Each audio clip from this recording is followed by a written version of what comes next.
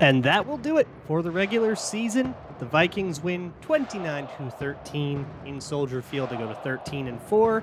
And at the end of everything, they will be the 3 seed and play the Giants. Let's break it all down on the Locked On Vikings podcast. You like that on 3, 1, 2, 3, you like it! You are Locked On Vikings, your daily Minnesota Vikings podcast. Part of the Locked On Podcast Network, your team every day. Hey there, everybody. Welcome to the Locked On Vikings podcast, part of the Locked On Podcast Network, your team every day. As always, I'm your host, your pal, and the kid you copied off in math class. My name is Luke Braun. You can find me on Twitter at Luke Braun NFL. You can find the show on Twitter at Locked On Vikings, and thank you so much for making Locked On Vikings your first listen of the day. You can also find this show on Amazon Fire or Roku. You can just download the Locked On Minnesota Sports app.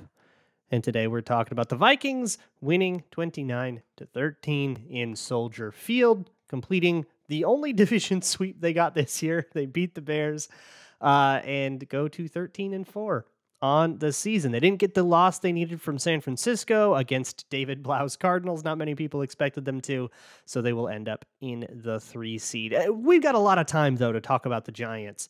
So for now, let's at least spend one day talking about the Bears and this particular game, because while it is obviously one of the sleepier games of the season, the Bears end up getting the first overall pick, and everything else that happened in Week 18 with the Lions and Packers getting eliminated, and what happened in Cincinnati, what happened in Buffalo, all that stuff's going to get a lot more headline, and that's okay. But I do want to at least bring in some of the stuff that happened against the Bears. We don't need to go into a full blow-by-blow recap of it, but I will say this.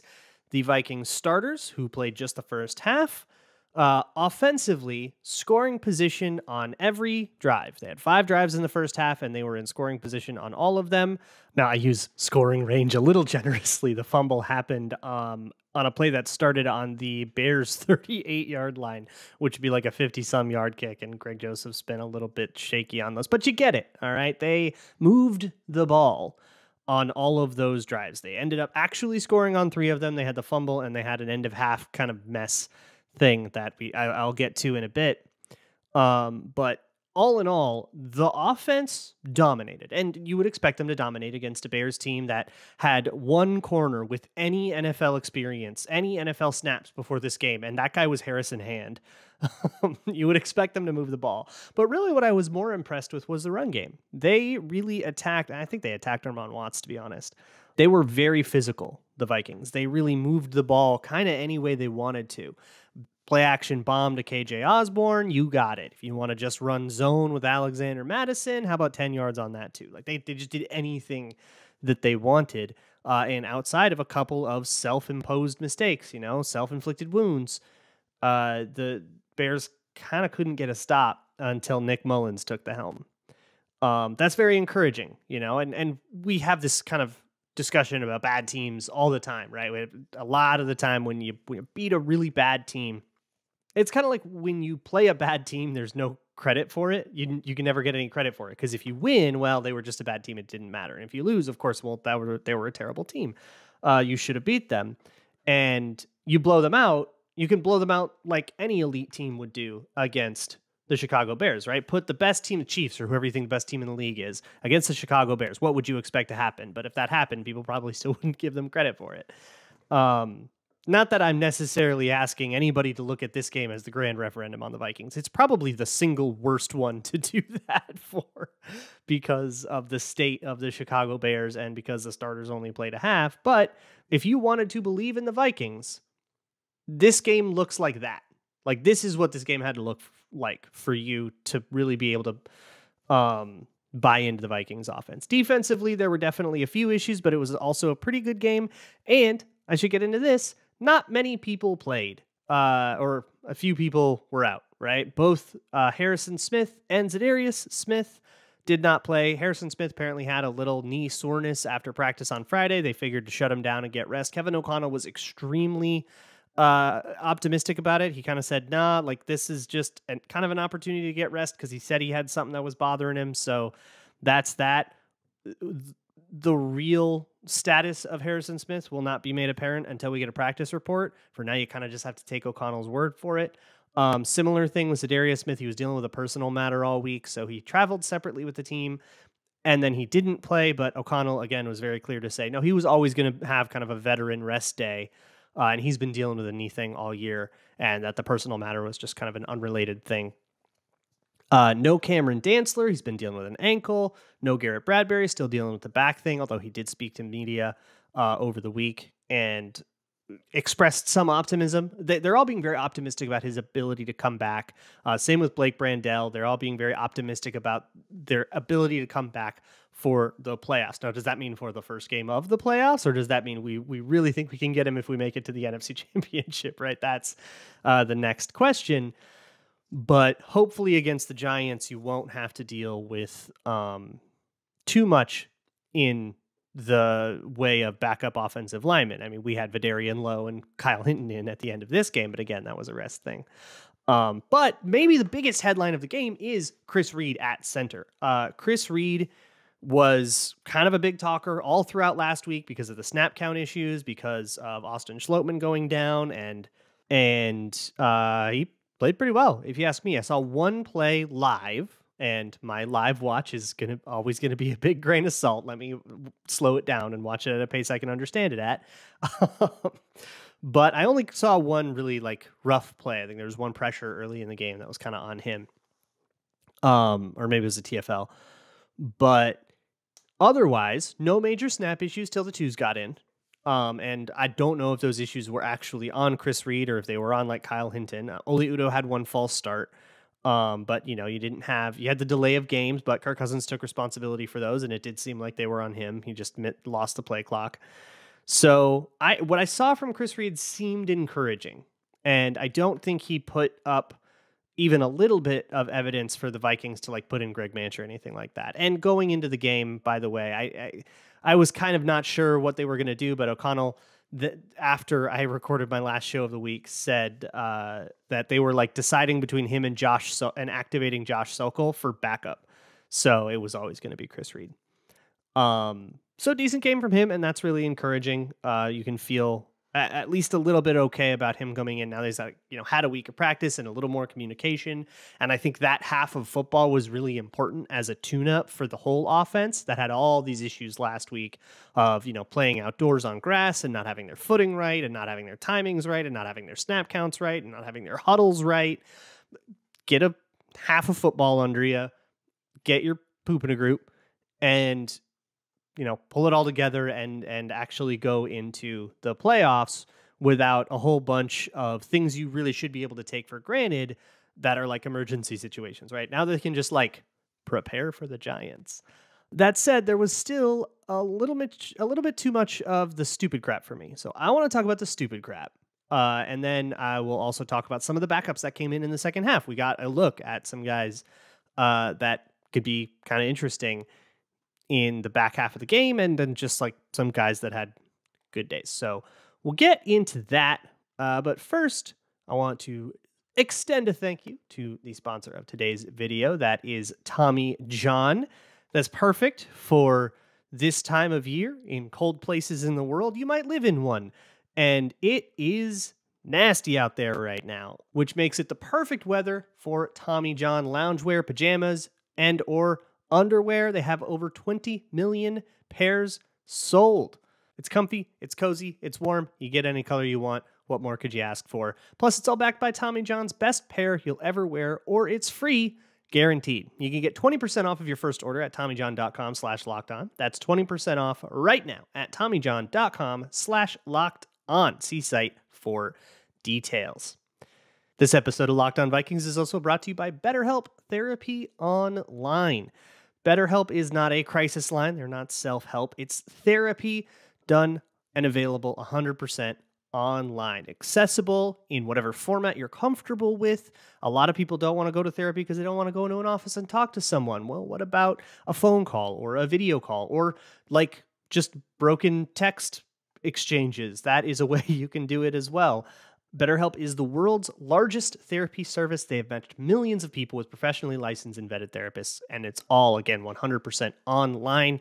I cannot stress it enough. Therapy is important. If you've tried therapy and you didn't like it, and you just tried one therapist, it might have just been that wasn't the person for you. So try a few other people. BetterHelp can help you with that.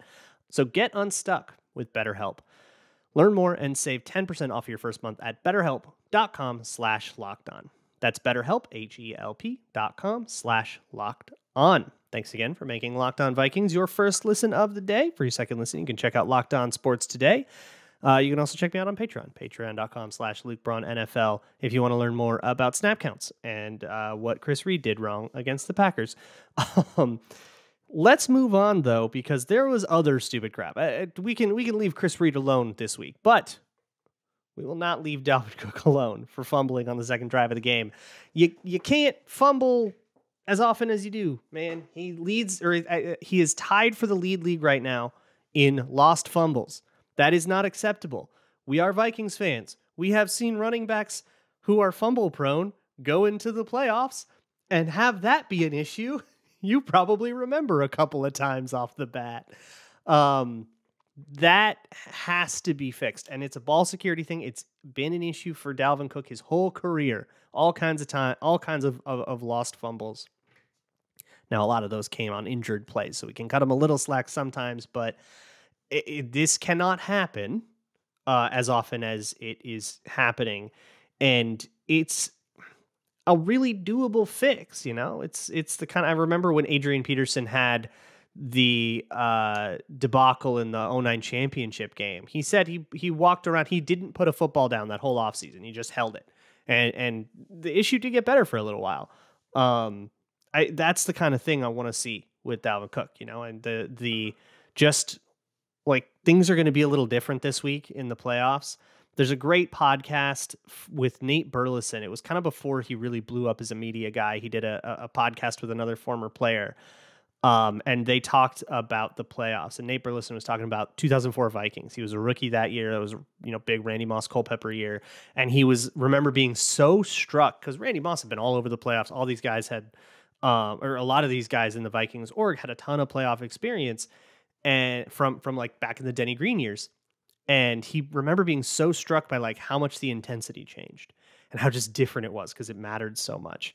And I think that's the kind of thing that if you approach it properly, you can really make progress on an issue like that. If you're truly determined to be like, you know what, if it's going to be anything, it's not going to be fumbles. You know what I mean?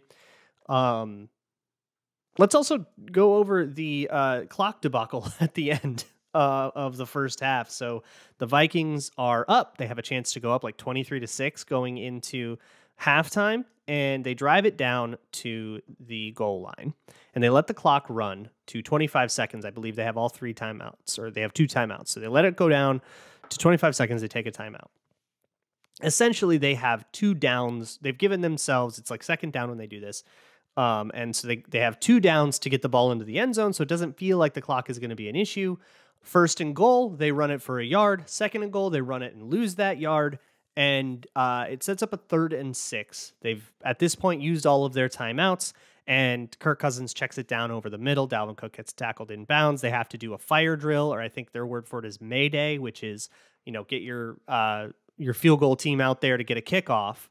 But they don't get guys off the field in time. The refs don't catch it immediately. The Bears throw a huge fit on the sideline, and then the refs eventually take the field goal off the board. And it was like 14 seconds. Like 16 seconds is the rule of thumb for Mayday, for a field goal unit. 16 seconds, you can get the field goal unit on. Anything less than that, and you're kind of playing with fire. I think they had like 12. Like, it was not a lot.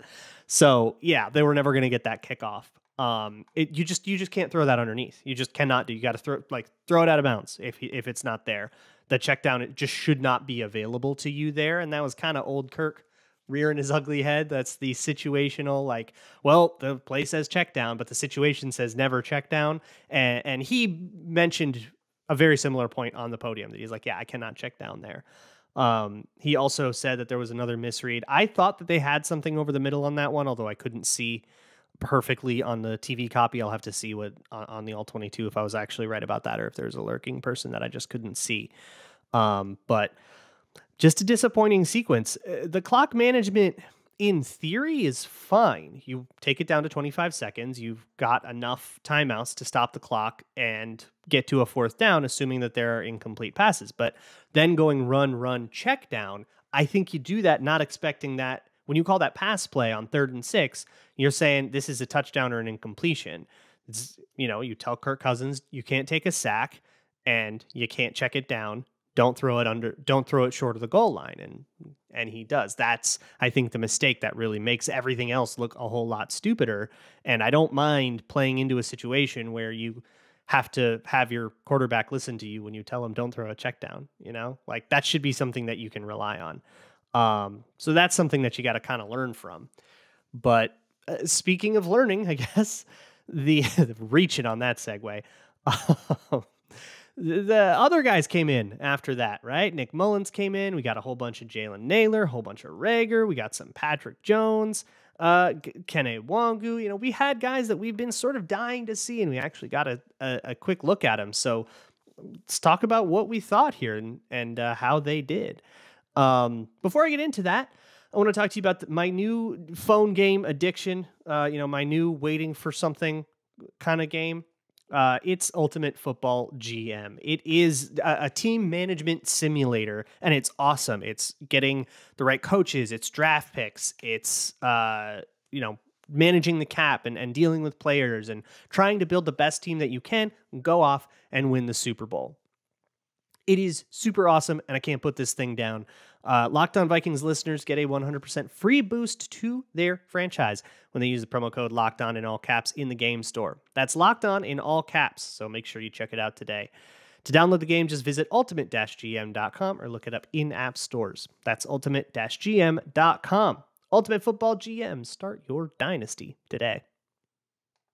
Moving right along with this recap episode of the Locked On Vikings podcast. Thanks for tuning in, everybody. Let's talk about some backups. And I guess let's start with Nick Mullins, who we don't often get to take a look at. And I thought I can't say he had a good game because he threw 2 interceptions, and thankfully one of them was dropped. But he threw 2 really bad interception passes. But outside of those, I didn't hate what I saw, and he's just got to play it a little bit safer. But that's kind of never who Nick Mullins has been, so maybe this is just the package deal that you get with him. Both of those interceptions were just throws he didn't have in him. He just doesn't have the talent to play. It's a little bit of a too much dip on your chip kind of moment. Trying to throw like a turkey hole, trying to really zip one over the middle, and he just didn't have the juice for those, and he ends up throwing a couple of one to Brisker, who he was the one that couldn't haul it in. This was near the goal line, and then the one that actually got picked off. I kind of got the same vibe from it. But you don't need your backup to be perfect, right? He came in, he operated the offense. It wasn't a total catastrophe. I am 100% fine with Nick Mullins being the backup for the foreseeable future. Works for me. The backup that really stood out to me the most was Jalen Naylor. He ended up being second on the team in receiving after KJ Osborne, who had a 117-yard day, by the way. Osborne cooked, and he played in both halves. He just went from wide receiver 3 to wide receiver 1 when Thielen and Jefferson went out. But after him, Naylor was the most prolific receiver on the Vikings, and that's pretty cool. He shows a lot of flash, shows burst. He is running the right routes, and that's more than just having the playbook memorized. It's reading the leverages correctly and reading them the same way your quarterback is reading them and having that chemistry. And he showed that last week with Cousins as well, scoring that touchdown. He's shown a lot of really encouraging things. I think going into next season, you could see him, competing with Rager for a third job. Say Adam Thielen is out for whatever reason, or a fourth job if Adam Thielen stays. I think you're definitely looking at him, competing to move up the depth chart instead of going, is he going to make the team next year? Which is kind of how I feel about Rager, who I think this is an opportunity, this game. I wish I saw more out of him, but Naylor took a step above him, in my opinion, on this one. If you weren't there already, you should be now. I kind of like what I saw from Kyle Hinton. I don't know. I didn't see much just because it's hard for me to watch O-line live. But when I did notice him, it was for good reasons. Playing at left guard, I think he got, or no, it was Vidarian Lowe got 2 false starts. So that's an issue. But Kyle Hinton kicking out, playing well, got a really good block on a screen. And I just, kept noticing him getting some good stuff. DJ Wanham, he just owns Soldier Field. I don't know what DJ Wanham's deal is with Soldier, but he just has the game of his life in Soldier last year. And he had a great one. And he played in place of Zadarius Smith. So he actually played the whole game. Tons of production, tons of pressure. In particular, I like what he did as the force. A lot of my issue early in Wanham's career with him was that he just didn't have the physicality to, stand up. I mean, I saw him get washed out by Cooper Kupp once last year. Like really just needed to be able to kind of deconstruct a block and hold your spot and not let them widen gaps on you, especially when you're the force, when you're the outermost guy whose job is you cannot get outside me. Well, job A is you can't get outside me. Job B is to squeeze the gap between you and the next guy and make it so that there's just not as much space for them to go inside you. Priority is he can never go outside you. That can never be an option. But then you want to space yourself so the gap is squeezed. I thought he did an awesome job of that this year. This year in total, but this game in particular, and he's improved on that on the whole.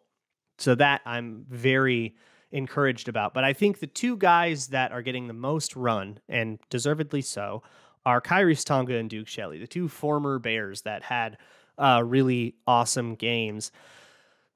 Duke Shelley, I liked the game, all right? I'm not going to be a curmudgeon and be like, it wasn't a good day.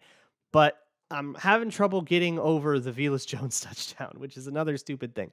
So a whole bunch of players dogged it at the end of that play. Velus Jones catches one, looks like he's going out of bounds. Bunch of players kind of let up on the play, and Velus Jones runs out. And if you watch it, he jumped over Duke Shelley, who was on the ground, and okay, if you didn't have the wherewithal, or if you swiped at his legs and you missed, whatever. But I didn't even see a try. Maybe I'm overreacting to what's in slow motion, but that's bugging me. And it bugs me a lot the way Cam Bynum got absolutely crushed by a fullback there. Danielle Hunter and Jordan Hicks also kind of letting up, is standing there as Velus Jones runs away. You're not even trying to chase, right? Because you thought the play was over. That's just bad awareness. Whether or not they could have done more if they had noticed that Velus Jones hadn't stepped down out of bounds is neither here nor there. The fact that they thought the play was over and it wasn't bugs me a whole bunch. You just have to be aware there, and you can't let that kind of thing turn into a touchdown, because the way that played out, he houses that from 90.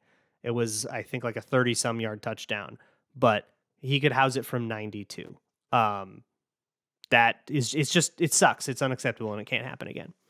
But outside of that, and I don't want to go too hard on it, Duke Shelley had a pretty dope game. He had another great pass breakup on a deep pass. Teams are trying to test him deep because they know that he ran a 4.5, that he's not a fast corner. And that he's 5'9", so they want to just do a go ball and say, we'll do back shoulder, we'll do contested catches down the field. Let's get this dude out of phase by running by him, and let's see if we can't, high point something on him. And he keeps breaking those up. It's like a good idea, and he just keeps winning on them. It's awesome. And then, of course, the interception at the end, a little bit of an underthrown pass with Patrick Peterson also got an interception, by the way, on a Patrick Jones pressure, and Patrick Jones got a sack. Big week for him. Former Pitt teammate of DeMar Hamlin, came out very inspired trying to play for his old teammate, and that's awesome. But yeah, Duke Shelley in trail position, ball is underthrown, and he can basically just over the shoulder like he's a wide receiver in the bucket. Interception, goes and places the ball down on the Chicago logo. He wanted it. He was super mad about being cut by Chicago. And Jaquan Brisker even said afterwards, man, I thought that felt kind of disrespectful to put the ball on the logo. And he says, well, you got to feel as disrespected as I did, which is such dog mentality. It's so cornerback. Cornerbacks, I say this all the time. I love it when cornerbacks are have unearned confidence. Give me the worst quarterback in the world that thinks he's going to the Hall of Fame. And I'll take that over a guy that's below average and understands that he's below average.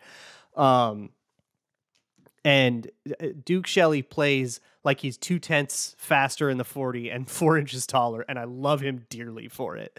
And that felt like that. Like you were in week 18, you just got an interception on Nathan Peterman, who had been benched earlier in that game.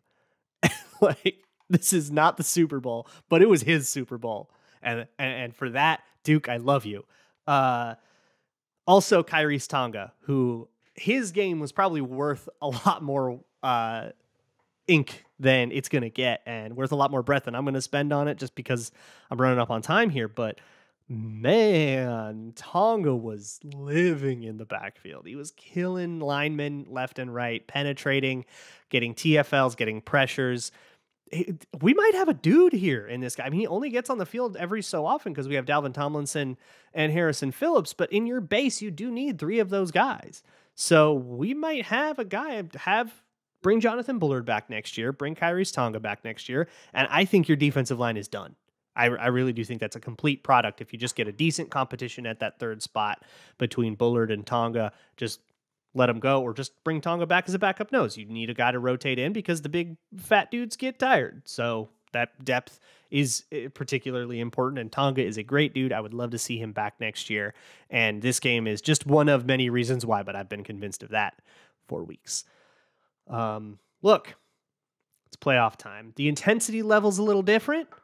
The vibe's a little different, but this show ain't going anywhere. We got Twitter Tuesday, just like normal, coming in, and then we'll talk a little film stuff, maybe do a little scouting of the Giants or something. I don't know. We'll see how the week plays out. Crossover Thursday, and then, of course, all your bold predictions and stuff. We are doing everything the way that you expect it to be done because I am reliable and I love you. We'll see y'all tomorrow. Check out Locked On Sports Today. Check me out on Patreon. And as always, Skull.